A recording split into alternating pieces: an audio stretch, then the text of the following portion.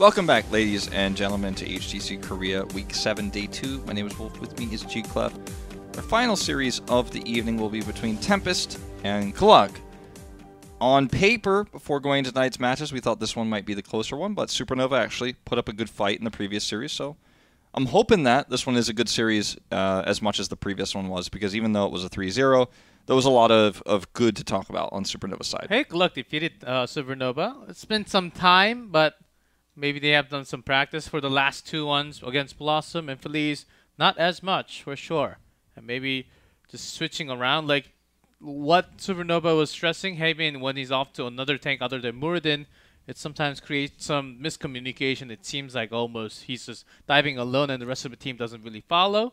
When you have the Dwarf Toss, you're not unstoppable anymore, but still, as a Muradin, of course, no Haymaker Avatar seems like the right one to go. I think for the lower teams, Muradin is just solid, not like top tier all the time, but always the one to go. Yeah, and I mean, he's good in almost every situation, but sometimes you want a more specific tank, and I liked the idea of ETC potentially in that BOE game just to prevent. Also, you can set up a lot of damage that way, but prevent getting caught by Maya, for example, because you can power slide and catch her if she does try to be aggressive like Rich was doing. But, you know, I mean, it was a good game by them overall.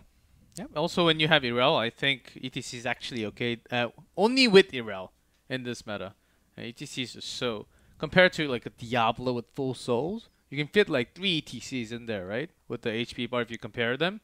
So only with Irel if you have some peel or Blaze at least to help ETC as a tank. Other than that, ETC will just melt down from the damage. Raynor just pops through that cow, just soften it, marinate it, and eat it. Good way to put it. Some beef on the table.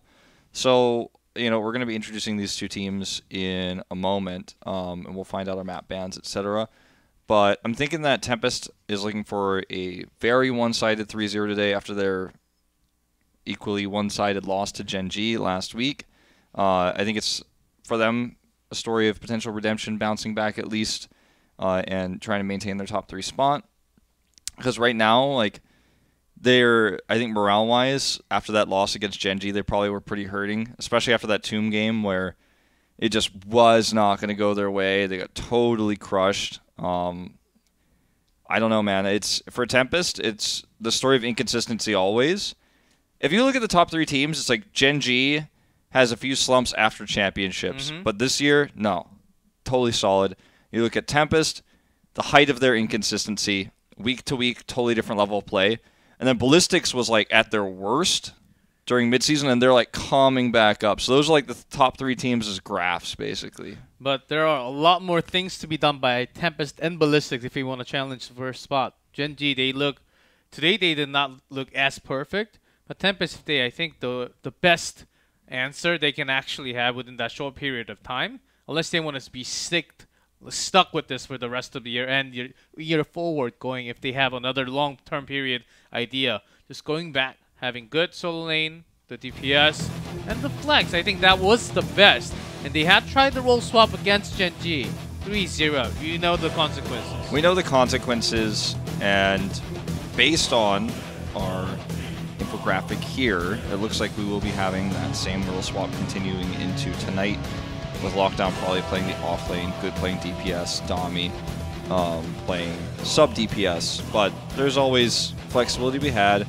They're technically listed as flexes, but we all know how that goes, generally speaking, for the highest level of play. This is another team where they can continue to practice this idea on, improve on. It's a tournament match. GLuck is a professional team that's top 8 in Korea. So this is a really nice ground for them to just throw this role swap forward further, commit to it heavily if they want to continue to use this for the rest of the season and for BlizzCon qualifiers later on. So I think that, honestly, the cool thing about this team is everyone's super flexible and everyone's played so many different roles that at least the players they're swapping all have experience with the roles they're playing today. That goes with some similar senses to GLuck. Mycen just swapping from role to different role to different role. Now in that DPS position, of course, I think Overlord is actually filling a lot of holes that Mycen is missing as a main DPS with that by Deflect. Asgard being another one that is actually listed as a specialist. Yeah, I just noticed that as well. Oh, yes. What does he play, Zul? That's you, right? That's me, man. That's Wolf. I play only Zul. First pick Zul every game. God, I love Zul. I wish he were meta in the pro scene. He was once. Remember that? Remember that time? That was a different time. When Zul came out? Yeah. That was like... I had a 22-game winning streak on Hero League with him because he was so broken. Sky Temple will be the first map, chosen by Tempest. So you know that means that Gluck won the coin toss. We'll take first pick. And for bans, we have the Braxis Volskaya, common shared interests here for both these teams to avoid the maps that are less commonly played here in Korea. As you can see, red bands first. And now for Gluck, it's hard to... Tell me if you agree with this, but I feel like it's... Of all the 8 teams we have in Korea, it's hard to pin down Gluck's style. Yes. When they had Relic on the team, you could sum it all up in a few sentences, but now it feels like every match day is a different team. Like they're trying something different every time. But they're certainly going towards with that Phoenix Blaze. That has been their just solid duo. And sometimes Junkrat as well. It is not the same rotation that we've been having from the top teams though. Sometimes they're just way too far away from the bunker position, never really getting in. Bunker wasted or used way too early into the fight. I think if they want to keep going towards that direction with that Phoenix, either they really stay together on the positioning and save themselves, or switch into another pick that they can actually have their own escapes with, like Irel or the Junkrat even. Well, they're looking for hard engage from the outset here with the Diablo, but it does work well with Phoenix, as we know. Lightning Breath combo there with the Salvo is a very strong combo. So that may be something that Tempest looks to deny, but instead they'll take the Hanzo Dahaka route, so global and insane timing or clear timing I should say, on the mercenary camps is the approach here for Tempest. And do you remember the game that they actually went back to Sonya with that Diablo? It was a while back now, but yes, I do remember the game. Okay, they're not going for that Sonya.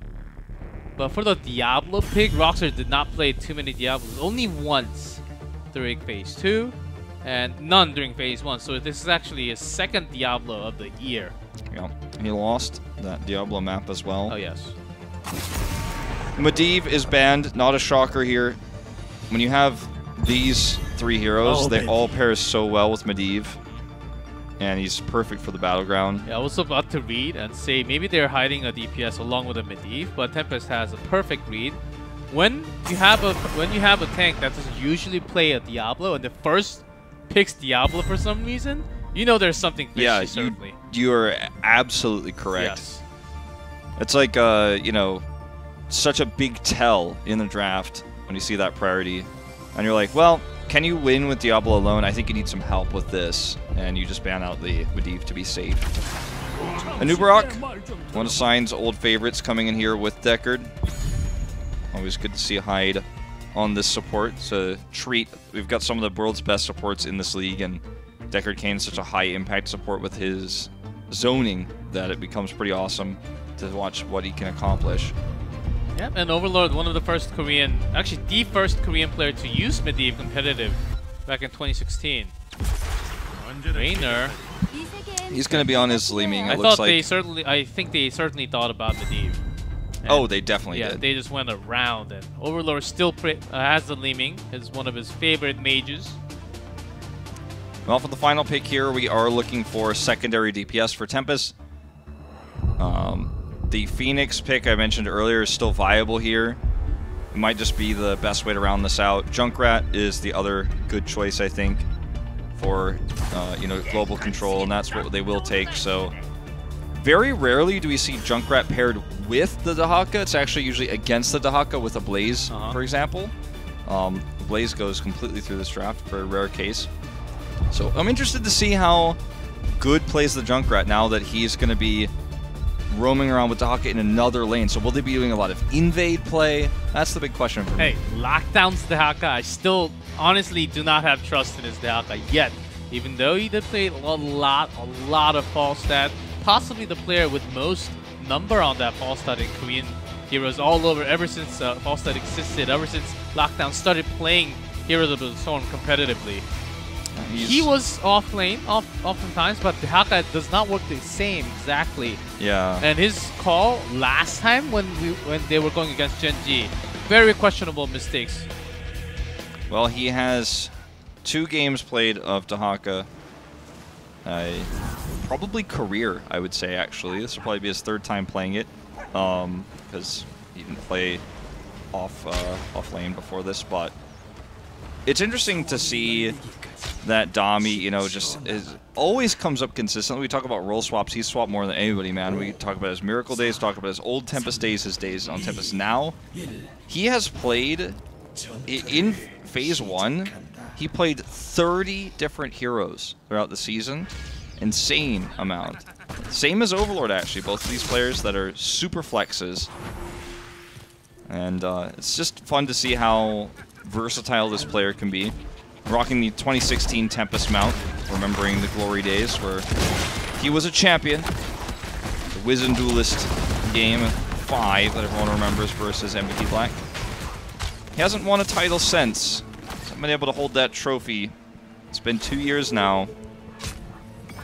Defeating GLuck with a 3-0 is at least a good start. They have to. They're competing for that 2nd spot, and they certainly do want to save time and not have that playoff.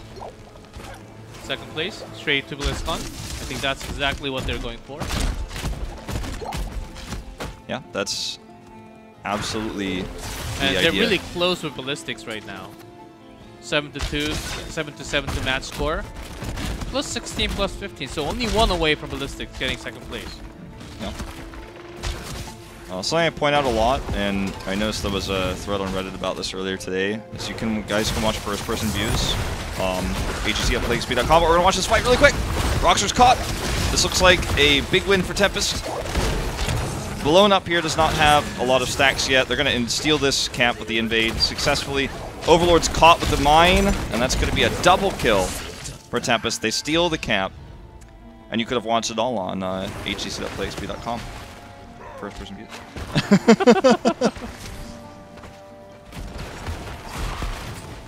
What are all the players? Yep, every single player. Sign just seems like he's just playing with his food right now. I can escape all day. Buying some time so they can actually do a little more damage to the wall instead. Look at that, even coming around blocking all the shots. The best tank in the world. Lockdown with a good rotation here. He's going to lose a few minions in the top lane, but was able to push mid. Good Sonic Arrow here from Dami. Spots out Roxor again. They're going to commit to trying to kill him. He gets rooted before he can charge onto the Siege Giant. And Overlord was for some reason, I think, hoping that that was actually going to be them turning this fight, so he stayed. And nearly lost his life for it as well. So Tempest just totally crushing the first 2.5 minutes of this game right now in terms of experience, kills, control of the camps. And with that music, we'll just continue. Even with Iral, they need Iral together. With Raynor. That's the thing, if Raynor goes down, even Diablo keeps on losing their souls. Yeah, that's another problem. If you're dead, you're not getting souls. These roots have been phenomenal from Hyde, and GLuck is not playing around them. If you play around them too, though, you end up losing positional advantage. But if you can bait them out, then can fight after. Not That's what they're trying to Hanzo's do. perfect geometry. But Junkrat's grenade. Junkrat grenade, so much damage. It actually stacks as well. I want to point out that Sign specifically put his Impale onto KCB because he knew it was a guaranteed kill onto Overlord no matter what, and he was hoping for more. He was actually hoping for the double there. That is confidence at its highest peak. Invade from Sign top, meanwhile, is going to guarantee them at least about 120 of the 200 temple here. I think that's the best way I can use. I've talked about this with Ending Life here. That's the best way to describe it. Describe both temples in total as 200. How much you get of the 200s put together. That's a nice put. Tempest, they're willing to give this one because they're getting free fort at the bottom. Yep. Look at that, Dehaka. Yep, he's just pushing it, and let's see who does more damage. Like, I mean, he will, especially because Sign delayed this so much. And guess what? The next temple, bottom. Yes. Everyone knows that. No wall, no healing fountain for sustain. You can feel how scared Overlord is right now as well. As you know, he doesn't know where Hanzo is. Hanzo could be right behind the wall. So he has to be really careful. Now he sees the camp taken. He knows he's safer, but he's just going to go ahead and back off. It's going to be double camps here for Tempest as they try to push for 10 to make a boss play before the next temple. Because Sign delayed the first temple phase so long, it ended late, which means that there's actually a real possibility Tempest gets 10 and fights a boss play here right before the next temple comes up, because it's based on finish time, not just a set time in-game. And if they get this fort, they are really pushing towards that 10. Extremely close. Catching the rotation. Dismounting everyone. Scatter arrow is so underrated for that. Hyde actually taking shots, so just because they want to do a little more damage, there's an engage. Okay, this is the fight they want to get 10 with. Lockdown's coming in. Okay, a little bit indecisive. Wanted to get the greedy pull onto KCB. Also great pathing onto Overlord because the Overlord actually went to the right. Didn't really get the perfect drag. You got the fort already, and you don't really have your own structure. That's one down. White main's the first one. Deckard Cain just pairs so well with CC. So, I mean, Anubrak sets up the route. Roxor's just trying to show how tanky he is, but will eventually go down. That's the 10 they were looking for, right before the temple phase. They can boss. And the temple right after. So they have perfect setup for everything. Asgard, that's actually the maximum of what GLuck can actually do right now as a team this far behind into the game. And he was in the top lane dealing with the top night camp of Tempest. So it was correct for him to be up there the whole time, but GLuck just got caught, and it's the power of Deckard Cain, really. I mean, no matter what hero it is. Oh, look at this arrow commitment. Oh, nice cleanse. It was actually a cleanse against the Impale, but arrow just came through right after. Yeah, so much value of like getting 2 for 1, basically. But that's a cleanse down. They get the free tempo. They hit 10, but you can't really have your DPS all the way in there without it. Okay, Asgard is really far forward here. He does have his heroic, but Good gets out with the concussive mine. Boss is still doing damage. Dehaka can come down at any moment. Tempest is winning on all fronts right now. GLuck needs to win this fight, or all hope is lost in this game. They need to take the temple and win this fight, because Boss, of course, did some damage to the wall. Dehaka is still pushing top. Like, it's now or never. It really is. The minion wave is making it difficult to hard engage. Roxor's getting chipped down. Here's the fight that Tempest is looking for. Look at this. Again, grabbing the root. Rip Tire. Burn down here. Well played by Roxor. Eliminating that tire. Heal coming through. The absorb from Asgard. Everything used, but they do have Cocoon and the arrow coming back. White Mane not in there, so they're getting no heals. Roxor's stuck in there. Negative 75. Guess who's not getting heals? Yep. And that arrow you mentioned, Dami's just waiting for more value. Waiting maybe a little bit long on this one as reset comes in from Ison. And with Asgard just being on the front, and actually sustain side didn't have Trust Potion coming through, didn't really get to the perfect positioning. It's almost like Dami's got a $10 bet on whether they could win this fight without using arrow. Okay, gets the maximum stun from this one. Double. Follow up slow. He dies for it though. That was pretty sloppy by Tempest, all things considered. But they still win everything. Like, they got the top push, they got the extra soak. What I'm trying to say is it could have been worse for GLuck. It could have been worse, but I think this wasn't too bad of a team fight for GLuck. They managed to get at least trade few kills, delay not too much so that Tempest would get a lot more from the global. And the mid wave was actually gigantic, so they didn't lose as much experience from the wave. They can soak all that up. That's why they're actually catching so much right now. Yeah, they're only about half a level behind now. It's going to be the double tempo here. And if you look at GLuck's rotation, it looks like they're very hell-bent on clearing this camp and taking bottom with it. So they get 3 things out of this. They get their camp, clear enemy siege giant camp, and then control bot temple, and that's going to give them, obviously, the catch-up and experience. They need to be careful about this rotation, though. Lornado even helping shots from the turret. Yeah, I'm not sure why everything that they were doing bot was so intelligent, but this is a disaster. That's the power of Decker Kane. Scroll up ceiling, providing so much zone, so ooh, that arrow. If it landed, might send another kill, but scroll up ceiling because Hero had to go left. Couldn't have gone right because she was going to get rooted anyhow. And that's where when the Lornado came down right on the right side. The hide super play on that. I thought what we might have seen there instead from GLuck, what it looked like they wanted to do was take their camp, deal with Tempest camp bot, have Urel soak top while they 4-man pushed / took the bot temple. Because top temple doesn't kill their keep yet, you know? In this situation with the top push, it certainly will if Tempest regains it, but they're still stabilizing here a little bit. Top fort down, keeps are open for the taking here, as Tempest is controlling the bottom one with the global power of Dahaka. Final shots coming through here. It's hard to heavily engage for GLuck though. 16's right around the corner, and Urel's caught soaking. Well, not the best target, so I think they just wanted to delay the rotation. They just want some extra shots for Dahaka. Okay, this is a really crisp timing here for GLuck to hit right before 16 to invade this. Tempest, rightly so, I think, gives this up. They don't have Cocoon. Dami's next arrow could be Look at that gigantic top wave. I wish you get a second and look at that because, yes. Yeah. Look at this This has been wave. building for a long time. And GLuck is trying to rotate to deal with this, but this gives They force the giant rotation all the way down because they get free, and then top.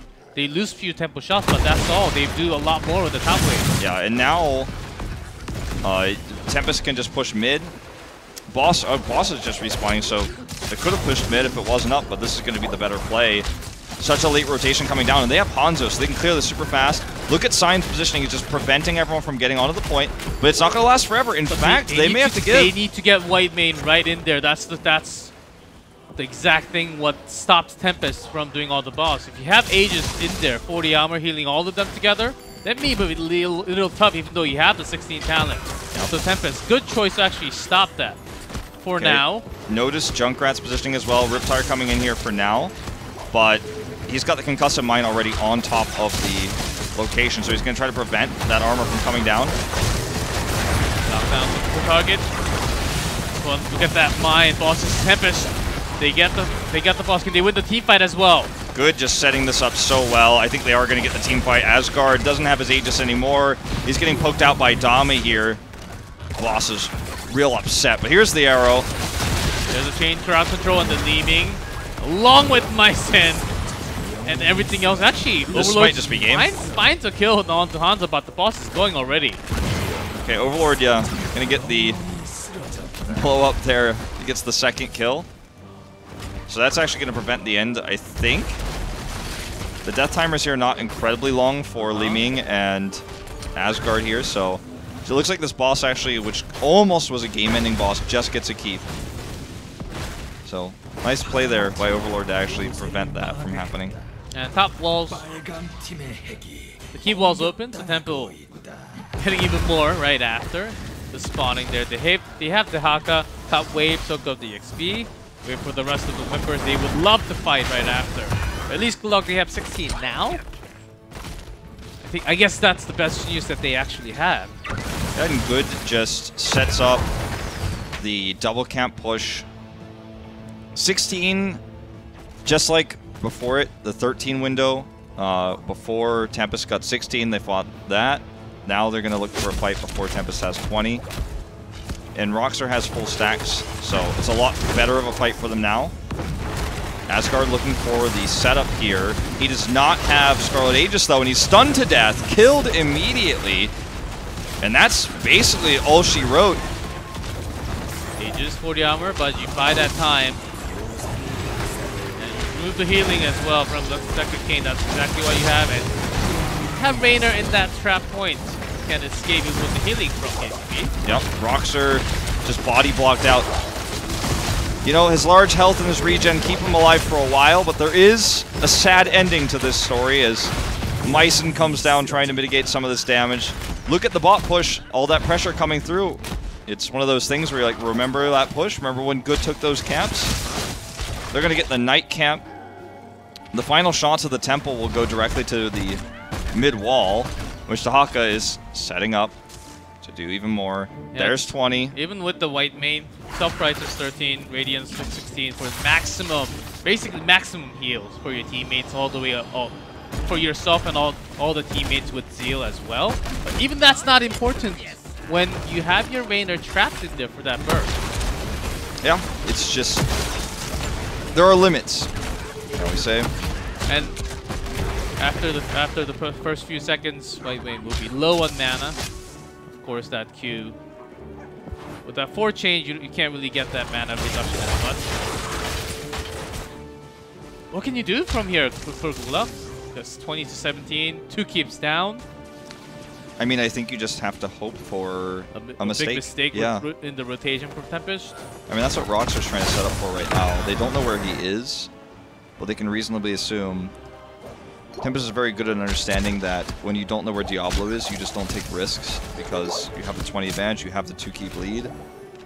Now they see him. They're going to actually kill this Banshee. Actually, it's pretty significant. Okay, down it goes. That's a lot of lost damage. Nice catch here by Tempest. And they just basically slowly siege this down, trying to force GLuck to respond, and then they're going to take the 20 fight. GLuck can't hold this forever. They're doing a good job at slowing down, but Dahaka, lockdown bot lane, is prepping the wave for core damage. The top wave is already there. That's the thing, Emerald. That's exactly why Dekken is so strong. There's a Lunado. Raynor is caught. There's a cleanse. He does escape. Tommy has to jump over the wall here. Disintegrate nearly ends his life while also saving Overlord, getting him out of that cocoon. But this is what I was talking about. Eventually, you run out of room to kite back. Eventually, you run out of space. Someone's got to go deal with the top pressure. Someone's got to deal with the bot pressure. Core is losing shields. And we see the chip off of that health on the mid-keep. Now you could just control this camp to make sure the bot lane is even further in your favor and take the bot temple. Very, very hard game. GLuck maybe... I don't think this game will actually let GLuck go to level 20. Double temple. Dahaka's at least getting 1. The keep will be going down soon enough. And maybe some damage to the core as well, so they need to start one right here, forcing that rotation at least.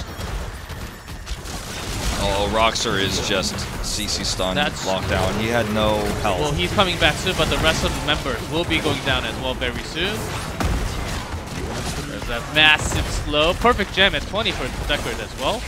He died to defend the core in a lot of ways, I think, but Overlord is caught. Nice avoid there on the route from Asgard. He's trying to turn his focus to Sign, but Dami is just cleaning them up one by one. Core damage from Temple. That may actually just a little short.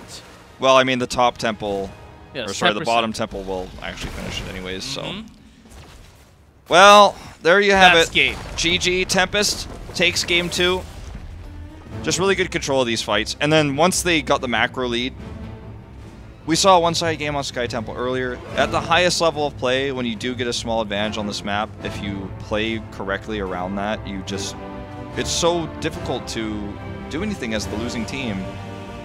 Remember that they were able to make those aggressive plays happen and get the ganks to get them 10 to get a boss before the bot temple, which they planned from the beginning. They had Sign delaying the top temple so that the second temple phase would be delayed so they could get boss right before that. It's all just thought out. I mean, Tempest has been playing this map for 3 years. These players, 3 years of professional play on this map, and they know how to take small advantages and turn them into massive ones. I think that's the real power why we see Deckard over White Mane. White Mane provides a lot of healing. If you just hit Emerald, you can reduce down that amount of healing basically to close to like 1/4. That's why we have Perfect Gem as well. So Hai just understanding what you could actually counter with Deckard. You don't even need to use White Mane. You can counter it and gives a lot more healing for your teammates as well with that potion. And on a big map like this, with no Medivh, Diablo struggles to... We turned into 3. Yeah. Diablo struggles to close the distance and get in there and, you know, actually be a threat, be dangerous. So when you think about that, like, Diablo didn't really get much value on this map. So how do you kill anybody in the late game? How do you start these fights when you can't get Diablo into position? Is a big question. The other thing that I was going to mention was that Anub'arak plus the Deckard Cain is like so powerful when you get the stun into the root, or you slow with the cube. Yes. Then you get the stun from Anub'arak. Then you get the root, and it's like, how do you get out of there? Then you get that. Then you get that horde sign on the desk perfectly, right there. And notice there's no alliance sign for some reason. That's the reason. That's exactly why we have everything lined up for the green casting desk. See how serious they are? Just talking about O-Prime giving off his passion. Yeah. Nasang, by the way, to the left, for those who've been following Korean Heroes of the Storm for a long time, you guys know him as probably like top 5 support in Korea for the entirety of his career. Formerly on Team Blossom. He played some Ana. He played some Alexstrasza even when it was not meta. Yeah. And that was pretty cool. His Rhaegar was by far his best hero, I think. But kicked down from the team. Yeah, Merida took his spot. But he, yeah, he's been doing some Heroes of the Storm casting. I'm just talking about this because for some reason, I think our camera changer guy died. I hope not. I hope he's okay. I hope he's okay. We can't really see him, but... Well, Casero. He's not in there. Well, I don't know where he is. Is he in there? Maybe, like you just gotta go sometimes, you know. I'm like, I think he's passed out, man. I think sometimes you just gotta go, and that's what happens. He went to the funeral yesterday or something, right? Yeah. So let's have an understanding. But I went to Castero's house yesterday. Pretty cool. 3 cats, and I found out that I'm allergic to cats. Yeah, I've got 4 cats, so I just found it out. Wow. I'm not allergic to cats, but for me, I'm a little bit sad because now when you visit, I mean, you visit your my house is I was hugging those cats and like touching them all night because we're having a lot of fun. Like they were like running and jumping and all those stuff. I was giving them snacks because I was so happy. But it wasn't the worst kind of allergy. So well, it's okay. We have now Dragonshire as the second map choice for Tempest. Big favorite for them historically. And you know, when we move into this, again, the focus is going to be on those macro picks. It's going to be on controlling the map, taking control of the camps. That's why Sign's Anub'arak is so scary, is because he's so good at that control. Garrosh as well. And more. And